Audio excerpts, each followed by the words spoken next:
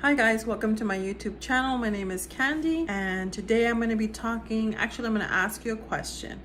How are your relationships? If you're married, with your spouse, if you have children, with your kids, your friends, your co-workers, how are your relationships? When everything is said and done in our lives, the investment that we actually pour into the people that we care about, that is the only legacy that's going to go beyond our lifetime.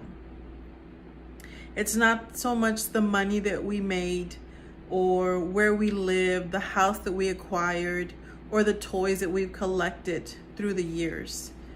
I want to talk about the impact that we can have on our relationships with God as well as others. So God designed us to be in relationships, first with Him and then with the people around us. We want to love and we want to be loved back. Of course, until either they disappoint us or they hurt us or they don't respond the way that we think that they should respond. And so when those things happen, a lot of times what we do is that we take our heart and we secure it behind these high walls of protection, or we say they're walls of protection. And then we tell ourselves, you know what, I don't need that person, or I don't need him, I don't need her. But that's not true, because the truth is that God designed us to love and to be loved. And so with love comes risk, and that risk comes in the form of pain. So whether people die, I always say, my mom passed away when I was a teenager. She died of cancer, and as much as she didn't want to fail me, she couldn't help to succumb to the disease. All of us one day we're going to have an appointment with death. In situations like that, it's very painful when we love someone and they pass away. Or you might have children and they grow up and they move away, and that is painful too. You might have friends that you're working alongside and then they have to change jobs. And so pain is a part of any significant relationship that we have.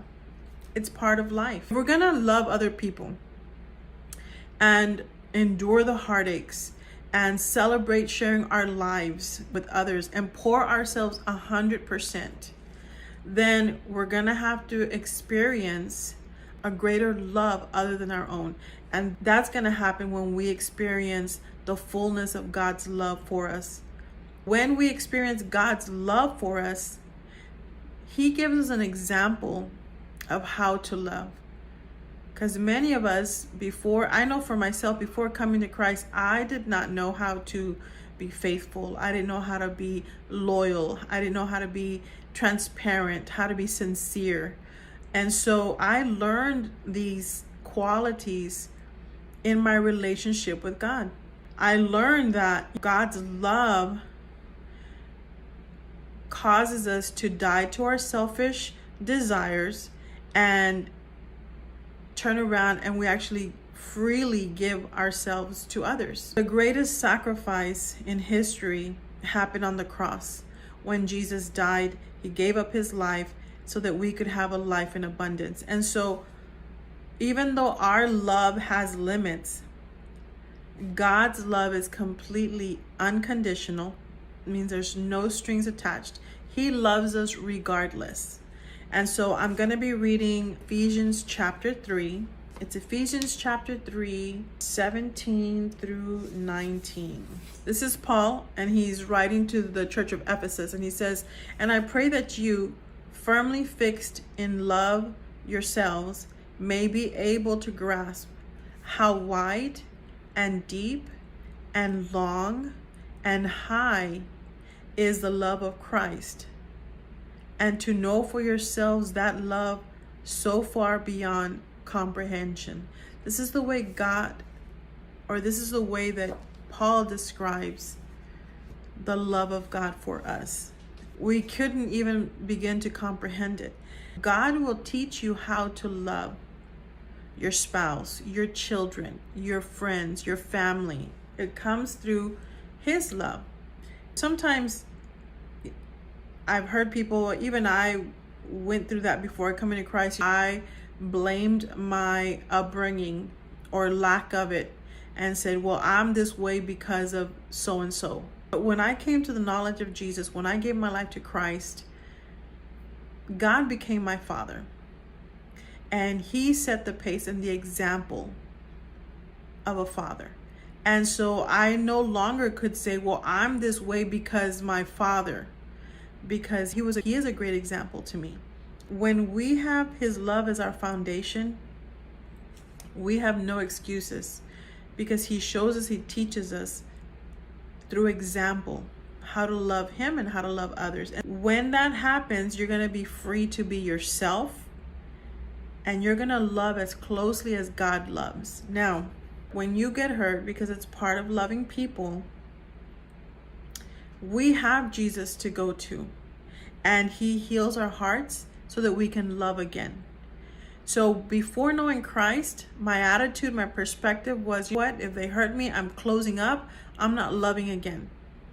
But when I came to Christ, all of that changed, because He taught me how to love because of the way He loved me.